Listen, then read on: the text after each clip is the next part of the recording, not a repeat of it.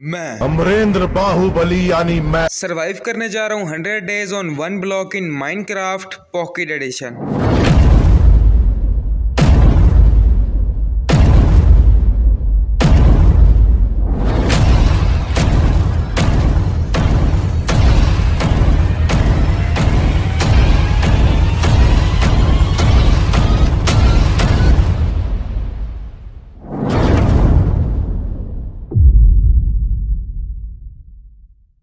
जब मैं वर्ल्ड में एंटर हुआ तो यहाँ पे मेंटिस भाई और लेजेंड भाई मौजूद थे और इन दोनों ने वर्ल्ड के अंदर आके इस प्लेटफॉर्म को थोड़ा सा बड़ा कर दिया ताकि हमें इस वन ब्लॉक को तोड़ने में ज़्यादा मुश्किल पेश ना आए। एक दो ब्लॉक्स तोड़ने के बाद यहाँ पर एक काऊ स्पॉन हुई और जगह की कमी की वजह से हमें उसे नीचे फेंकना पड़ा और यही हमारी सबसे बड़ी गलती थी कि जो भी एनिमल स्पॉन हो रहा था हम उसे नीचे फेंके जा रहे थे, क्योंकि आगे जाके हमें डायमंड से ज़्यादा इन एनिमल्स की कमी महसूस हुई। इस मोड में टोटल 13 फेजेस थे। आखिरी फेज एंड फेज था और इस एंड फेज की स्टार्टिंग में एक एंड पोर्टल हमारे वन ब्लॉक के नीचे जनरेट होगा, जिसके ज़रिए हम एंड डायमेंशन में जाके इस गेम के बॉस को यानी कि एंडर ड्रैगन को डिफीट कर सकेंगे। डे 1 पर मैंने माइनिंग कंटिन्यू रखी और मेंटिस और लेजेंड ने मिलकर इस प्लेटफॉर्म को थोड़ा और बड़ा किया।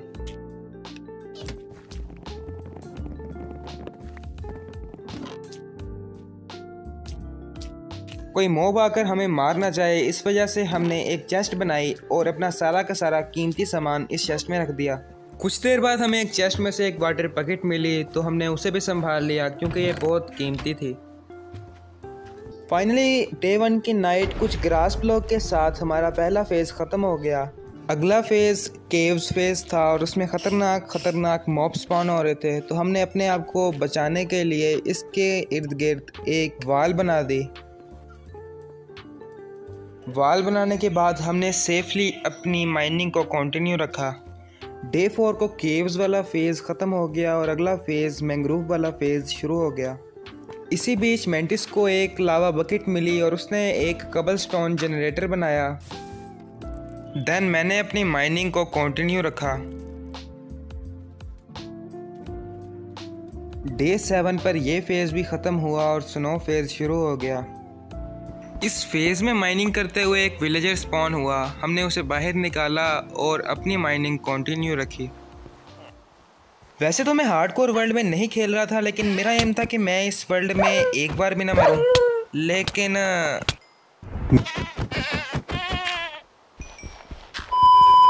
रिस्पॉन होने के बाद मैंने अगेन अपनी माइनिंग को कंटिन्यू रखा और यहाँ पर एक पोलर बियर स्पॉन हो गया। हमारे पास अपने खड़े होने के लिए जगह कम पड़ रही थी तो हमने इस पोलर बियर का माइनिंग करते हुए मुझे एक चेस्ट में से एक स्पॉनर और उसके साथ एक स्केलेटन का एग भी मिला, तो मैंने उन्हें भी चेस्ट के अंदर सेफली रख दिया। एंड फाइनली डे 14 पर हमारा स्नो फेज़ भी ख़त्म हो गया। डेजर्ट फेज़ में माइनिंग करते हुए हमें चेस्टिस में काफ़ी अच्छी लूट मिली, जिनमें डायमंड और TNT भी शामिल थे।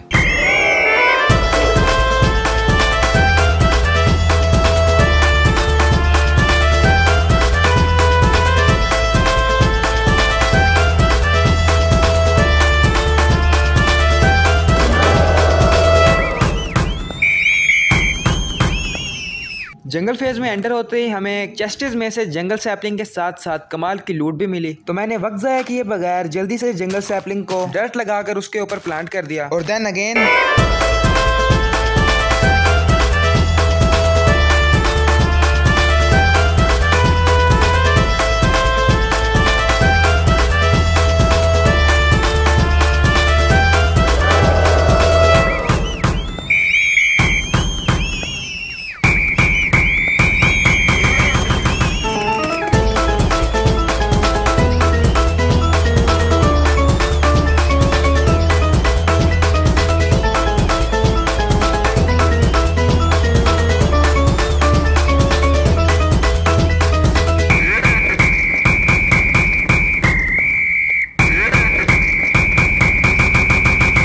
फाइनली जंगल फेज ख़त्म हो गया था। जब मैं वन ब्लॉक को माइन कर रहा था उस बीच लेजेंड और मेंटिस ने मिलकर इस प्लेटफॉर्म को थोड़ा बड़ा किया। यहाँ पे कुछ चेस्टेस लगाई और सारे के सारे ट्रीज को ग्रो किया। अगले कुछ दिनों तक मैंने कबलस्टोन और मेंटिस ने वुड कलेक्ट करने पर ध्यान दिया।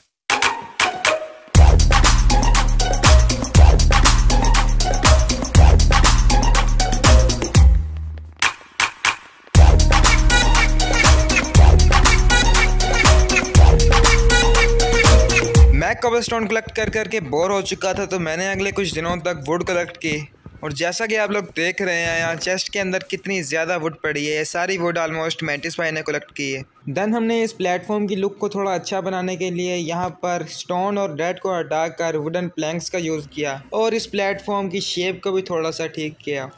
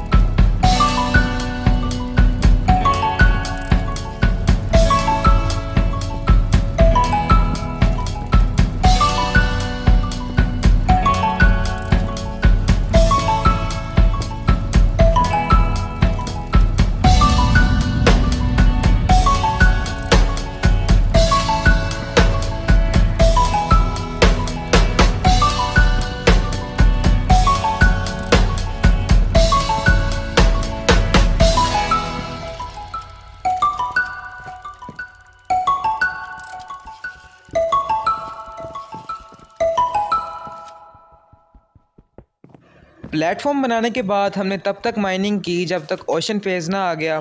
देन ओशन फेज़ आया और हमने अगेन अपनी माइनिंग को कंटिन्यू रखा।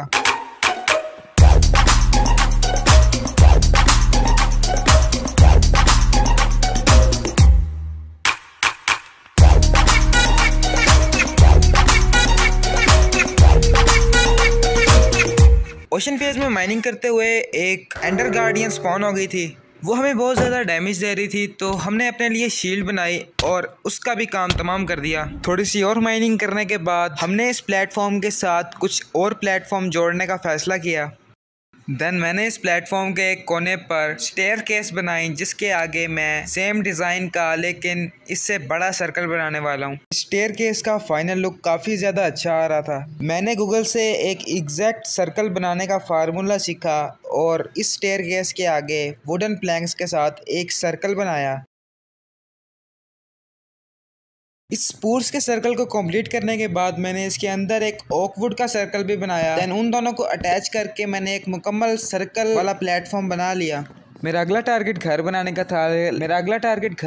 था, लेकिन घर बनाने के लिए मेरे पास वुडें नहीं थी, तो मैंने अपने प्लेटफॉर्म के ऊपर डेड लगाई और डेड के ऊपर सैपलिंग्स लगा दी। जब मैं यहाँ पर वुड कलेक्ट कर रहा था तब तक मेंटिस भाई और लेजेंड भाई जस्टिस में से वुड उठाकर अपना अपना घर बनाना शुरू भी हो गए थे। बोल बोल के मेरा गला थक चुका है, तो मैंने सोचा कि क्यों ना अब टाइम लैप्स दिखाई दिया जाए। 10, 9, 8, 7, 6, 5, 4, 3, 2, 1, 0.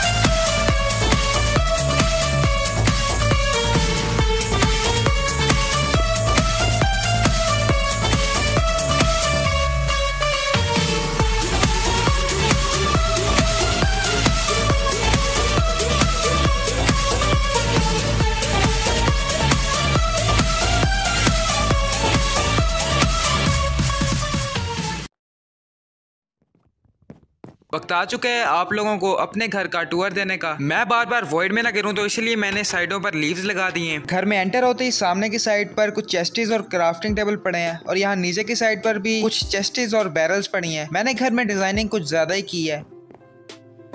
ऊपर की तरफ जाएं तो यहाँ पर मैंने कारपेट्स लगाए हैं और ये 4 ब्लॉक अब मेरे 2 बेड्स के हैं। बेड मैंने इसीलिए नहीं रखे क्योंकि मेरे पास बेड बनाने के लिए अभी तक वॉल ही नहीं है। ऊपर की तरफ छत का भी मैंने एक डिजाइन बनाया है। इस तरफ मैंने फर्नेसेस और स्मोकर्स रखे हैं और कोल के लिए भी एक बैरल रखी है और साइडों में मेरे क्राफ्टिंग टेबल पड़े हैं।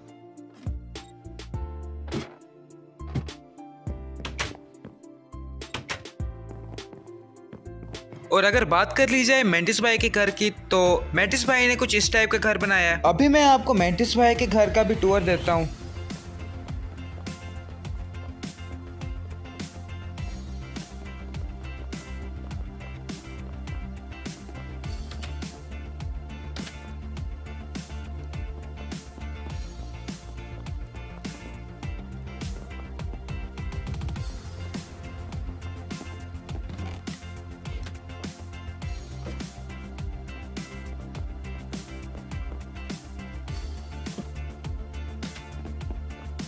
अगर बात कर ली जाए लेजेंड भाई के घर की तो क्योंकि लेजेंड भाई एक बिगिनर हैं, माइनक्राफ्ट के एक बिगिनर हैं, अभी अभी उन्होंने माइनक्राफ्ट खेलना शुरू किया है तो उन्होंने अभी तक घर बनाना बस शुरू ही किया है।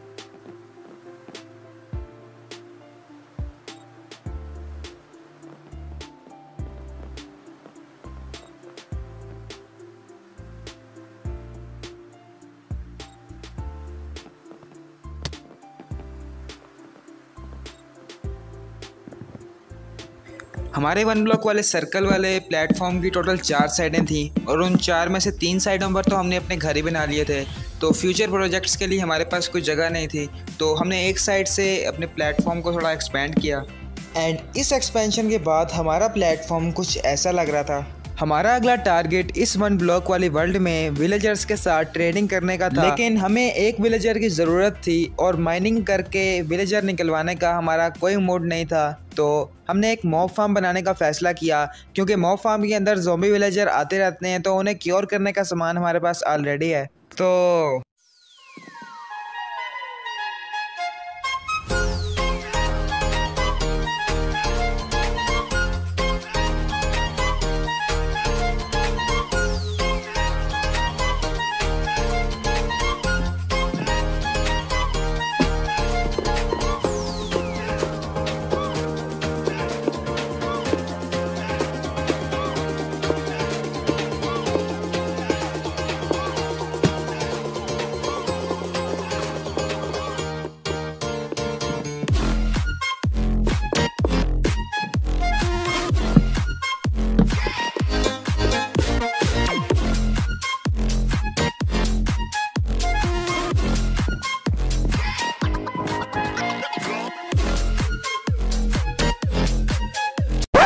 मॉब फार्म बनाने के बाद मुझे एक पर्सनल मैटर की वजह से कुछ दिनों के लिए गेम को लीव करना पड़ा। इस बीच मेंटिस भाई ने फार्म की प्रॉब्लम्स को भी हल कर दिया और इस प्लेटफॉर्म के साथ एक प्लेटफॉर्म को जोड़कर वहां पर ट्रेडिंग हॉल बनाने की शुरुआत भी कर दी।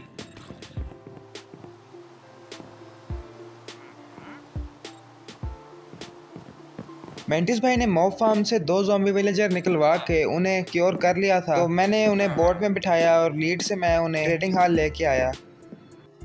फ्लिंट लेने के लिए मुझे ग्रेवल चाहिए थी तो मैंने कुछ देर तक माइनिंग की, लेकिन यहाँ पर माइनिंग करते हुए अचानक चारों तरफ अंधेरा छा गया। ये एंशिएंट सिटी का फेज था और यहाँ पर वार्डन स्पॉन हो गया था। हमने वार्डन को मारने की भी कोशिश की लेकिन ये एक ही बार में हमारी हेल्थ को आधा किए जा रहा था।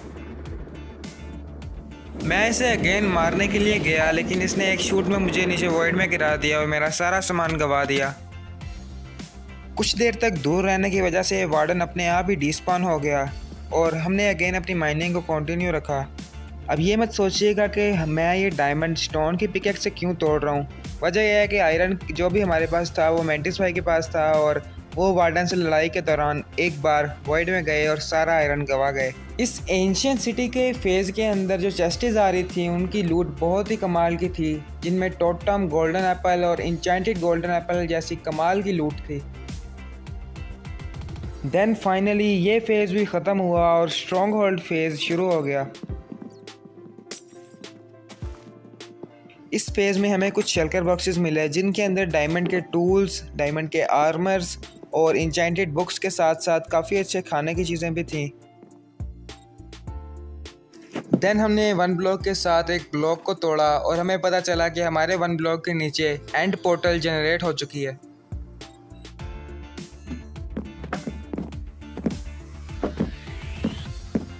काफ़ी ज़्यादा देर तक माइनिंग करने के बाद भी ये फेज़ ख़त्म होने का नाम नहीं ले रहा था और जैसा कि आप लोग देख रहे हैं यहाँ पे इतने ज़्यादा शेल्कर बॉक्सेस ये फेज़ हमें ऑलरेडी दे चुका था और इन शेल्कर बॉक्सेस में इलाइट्रा, डायमंड के टूल्स, डायमंड के आर्मर्स और खाने की बहुत ज़्यादा चीज़ें थी। हमारे पास ट्रीज़ को ग्रो करने के लिए कोई जगह ही नहीं थी, तो मैंने अपने मोफार्म वाले प्लेटफॉर्म के साथ स्टेयर्स लगाई और उसके आगे एक और प्लेटफॉर्म बनाया। इसका फाइनल लुक कुछ ऐसा आ रहा था। देन मैंने सैपलिंग्स लगा के उनके ऊपर बोन मिल मारा और दरख्तों को काटना शुरू कर दिया।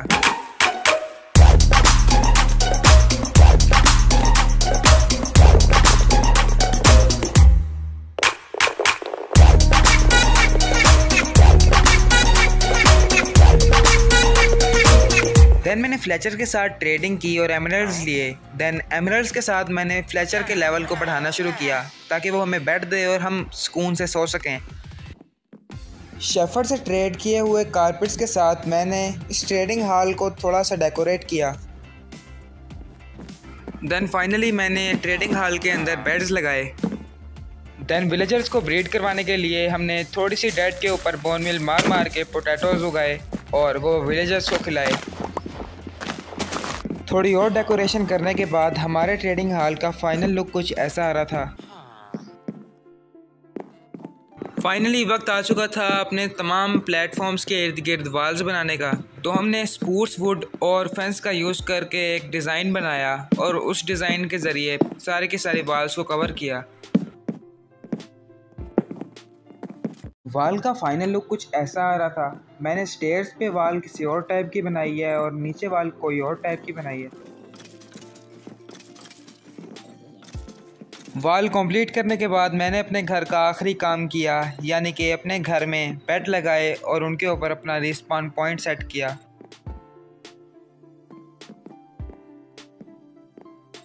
उसके बाद मैंने काफ़ी ज़्यादा ट्रेडिंग की, स्टिक्स की फ्लेचर के साथ। हमारे पास सिर्फ 2 फ्लेचर थे क्योंकि हमारे पास फ्लिंट ही नहीं था, तो फ्लिंट के लिए हमें ग्रेवल चाहिए थी, तो हमने नेदर पोर्टल बनाया।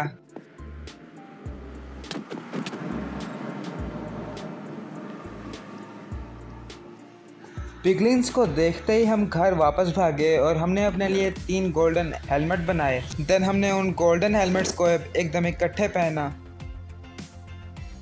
जा यार मेंटिस, तुझे तो ब्रिज ही नहीं बनाना आता। ब्रिज बनाते हुए लावे में गिर गया और मर गया।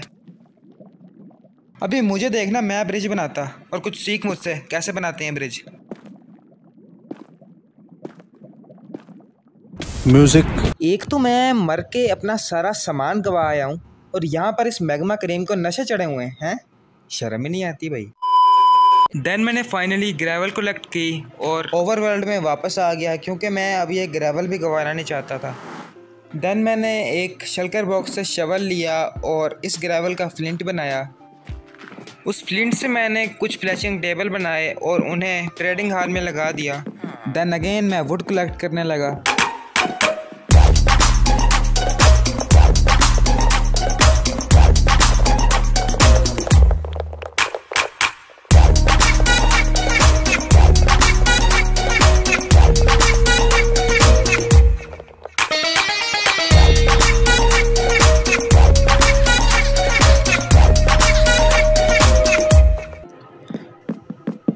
देन मैं अपने आर्मरर को बेड का लालच दे के रात के टाइम मोफार्म के पास लाया ताकि हम उसे क्योर कर सकें। लेकिन जिस ज़ॉम्बी को हमने ये ड्यूटी दी थी कि वो इस विलेजर को ज़ॉम्बी विलेजर बनाए, उसने इस विलेजर से अपना कोई पुराना इंतकाम लिया और इसे मार दिया। देन मेंटिस ने एक ज़ॉम्बी विलेजर मोफार्म से पकड़ा और उसे क्योर किया। क्योर करने के बाद उसे हम ट्रेडिंग हॉल में लाए। उसके साथ हमने काफ़ी ज़्यादा ट्रेडिंग की और फाइनली वो हमें एक चेस्ट प्लेट और एक लेगिंग्स दे रहा था, वो भी सिर्फ एक एमरल्ड में। तो मैंने उससे लेगिंग्स ख़रीद ली। दरख्त उगाने के लिए हमारे पास बोन मील ही नहीं था, तो हमें याद आया कि हमारे पास एक स्पॉनर और एक स्केलेटन का एग था, तो हमने अपने मॉब फार्म में जाकर उस स्पॉनर को लगाया और एग के साथ उसे एक्टिवेट कर दिया। हमारा अगला टारगेट आयरन फार्म बनाने का था, तो हमने इस मॉब फार्म वाले प्लेटफॉर्म के साथ स्टेयर्स को अटैच किया एंड उसके आगे एक प्लेटफॉर्म बना लिया और वही कि फिर हमने आयरन फार्म बनाना शुरू कर दिया।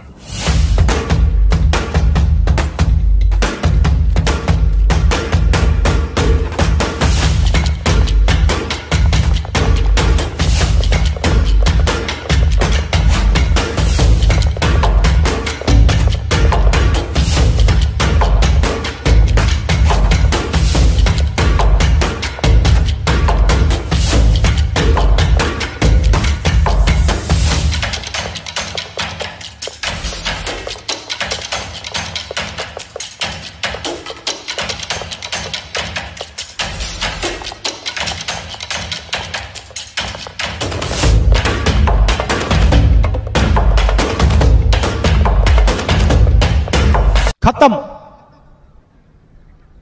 Bye bye, tata, goodbye, गया। फाइनली डे 86 पर हमारा आयरन फार्म बनकर रेडी हो चुका था, लेकिन ये आयरन फार्म वर्क ही नहीं कर रहा था।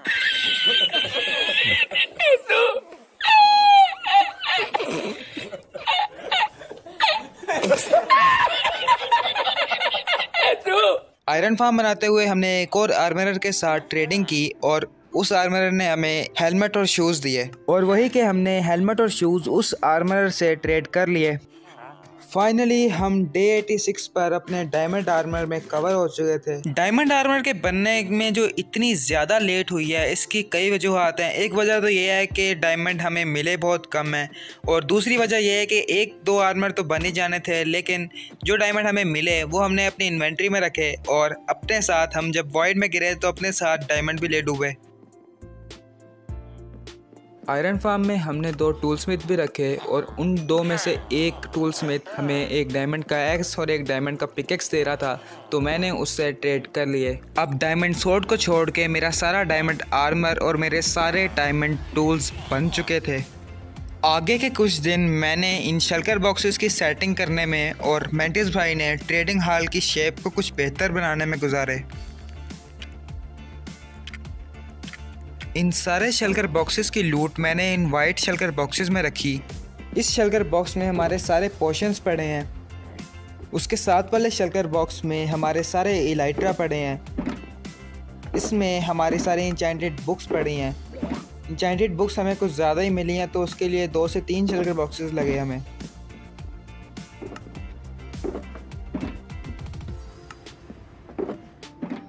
ये शल्कर बॉक्स भी पोशन से भरा है।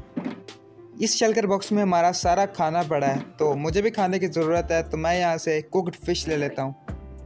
देन इस शल्कर बॉक्स में शील्ड्स और फ्लिंट एंड स्टील पड़े हैं, जो भी हमें इन शल्कर बॉक्स से मिले। इस शल्कर बॉक्स में डायमंड चेस्ट प्लेट के साथ भी कमाल की लूट पड़ी है और ये शल्कर बॉक्स भी हमारी सारी इंचेंटेड बुक से भरा है। तो जैसा कि आप लोग देख ही रहे हैं कि इन वन ब्लॉक वालों ने हमारे साथ आखिर किया क्या है। पहले तो इन्होंने हमें खाने के लिए भी कुछ नहीं दिया और एंड में इन्होंने हमें इतना कुछ दे दिया कि हमसे संभाला भी ना गया। और भाई सामने की तरफ जो आपको ब्यूटीफुल सी बिल्डिंग दिख रही है, इसका क्रेडिट जाता है मेंटिस भाई को, क्योंकि जब मैं शल्कर बॉक्सेस में से सामान को समेट रहा था तब मेंटिस भाई ने ट्रेडिंग हॉल बनाया। ये ट्रेडिंग हॉल सिर्फ बाहर से ही बहुत ज़्यादा प्यारा नहीं है, बल्कि अगर इसके अंदर जाएं तो अंदर भी मेंटिस भाई ने काफ़ी ज़्यादा डेकोरेशन की है। देन हमने इस नेदर पोर्टल को यहाँ से तोड़ दिया, क्योंकि ये नेदर पोर्टल यहाँ पे अच्छा नहीं लग रहा था। इस नेदर पोर्टल को लगाने के लिए हमें कोई परफेक्ट जगह नहीं मिल रही थी, तो लेजेंड भाई इस वक्त गेम में नहीं थे, तो हमारे दिमाग में एक अच्छा आइडिया आया। हमने लेजेंड भाई के घर के पीछे वाली जगह पर इस नेदर पोर्टल को बनाने का फैसला किया।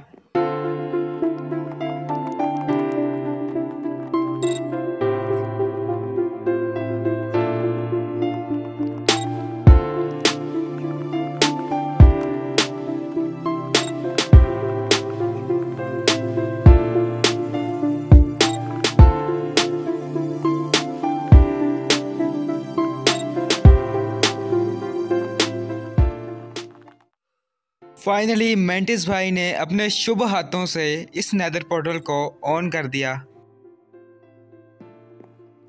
हम अपनी स्पेस बचाने के लिए इन खाली शर्कट बॉक्सेस को उठा रहे थे कि तभी हमें आवाज़ आई कि पीछे मॉब फार्म पर एक आयरन गोलम स्पॉन हुआ है। तो भाई हमारा मॉब फार्म एक आयरन फार्म बन गया है और हमारा आयरन फार्म अब तक काम ही नहीं कर रहा। देन हमने एक लाइब्रेरियन से ट्रेड करके लैंटर्न्स निकलवाए और अपने आइलैंड पर वो लैंटर्न्स लगाए। फाइनली वक्त आ चुका था एंड में जाके एंडर ड्रैगन को डिफीट करने का। तो हम नीचे अपनी पोर्टल पर गए और उसे डेकोरेट करना शुरू किया।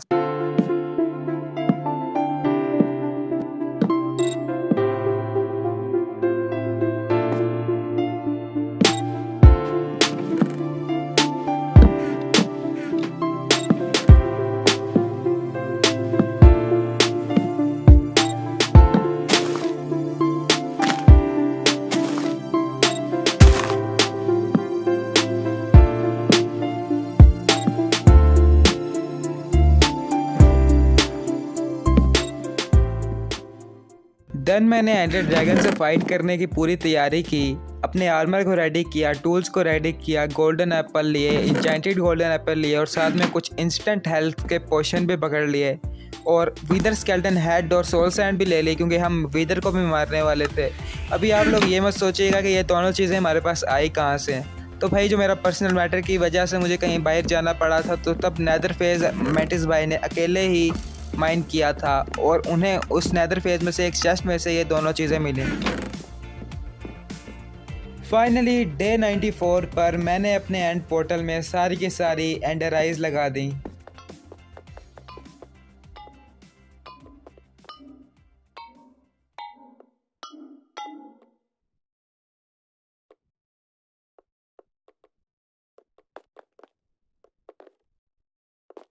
और हम कूद पड़े एंडर ड्रैगन की झोली में।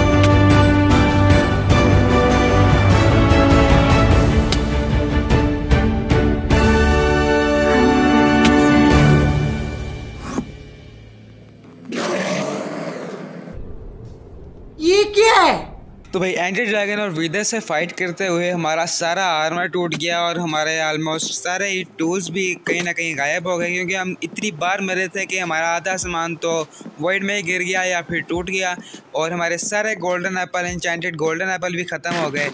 अभी आप लोग सोच रहे होंगे कि आप जो दूसरे बड़े यूट्यूबर्स को देखते हैं वो तो आराम से मार लेते हैं हार्ड मोड में एंडर ड्रैगन और वीदर को। तो भाई वो खेलते हैं पीसी में, वो खेलते हैं जावा एडिशन में। भाई पीसी में होता है कि बंदा कीबोर्ड से कंट्रोल कर रहा होता है गेम को, वो पूरे हाथ उसके वर्क कर रहे होते हैं। लेकिन भाई हम खेलते हैं माइनक्राफ्ट पॉकेट एडिशन, इसमें हमने 2 उंगलियों से अपनी गेम को, 2 फिंगर से अपनी गेम को कंट्रोल करना होता है। तो वो बहुत ज़्यादा मुश्किल हो जाता है और जब बंदा नर्वस होता है तो बहुत ही ज़्यादा मुश्किल हो जाता है और नहीं खेला जाता, खेला ही नहीं जाता। तो हमारे लिए बहुत मुश्किल साबित हुआ था इन दोनों को मारना, और हमने पहली बार इन दोनों को हार्ड मोड में मारा था। Why are you running? Why are you running? Then मैंने वीदर स्टार से अपना बीकन बनाया। हमारे पास बहुत कम आयरन था और हमारा आयरन फार्म भी वर्क नहीं कर रहा था, लेकिन मॉब फार्म से जो हमें आयरन मिला हमने उसे इकट्ठा किया, उसके कुछ ब्लॉक्स बनाए और अपने साथ जो हमारे पास एमरल्ड थे वो भी उसके ऊपर लगाए, और फाइनली डे 100 को हमने अपना बीकन बना लिया। देन मैंने बचे हुए एमरल्ड से आर्मर से अपने और मेंटिस भाई के लिए आर्मर ख़रीदा।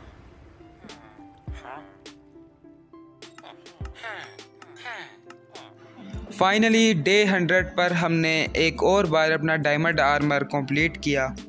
हम अपने अपने सारे गोल्स मुकम्मल कर चुके थे, यानी कि अपना अपना घर बना चुके थे, एंडर ड्रैगन और वीदर को डिफीट कर चुके थे, और अपना अपना डायमंड आर्मर भी मुकम्मल कर चुके थे, और एक टूटा फूटा बीकन भी बना चुके थे। और इसी के साथ हमारी ये जर्नी भी मुकम्मल हो चुकी थी। हमारी इस जर्नी का एक्सपीरियंस बहुत ही ज़्यादा घटिया रहा, क्योंकि हमें आलमोस्ट डे 86 पर जाके आर्मर नसीब हुआ और बेड भी हमें बहुत ही लेट नसीब हुआ। तो भाई इस वर्ल्ड ने हमारे साथ बहुत खेल खेले हैं, तो इसीलिए हम इस वर्ल्ड में 200 डेज सर्वाइव नहीं करने वाले। मिलेंगे आपसे एक नए सफ़र में, एक नई जर्नी में, एंड तब तक के लिए बाय बाय।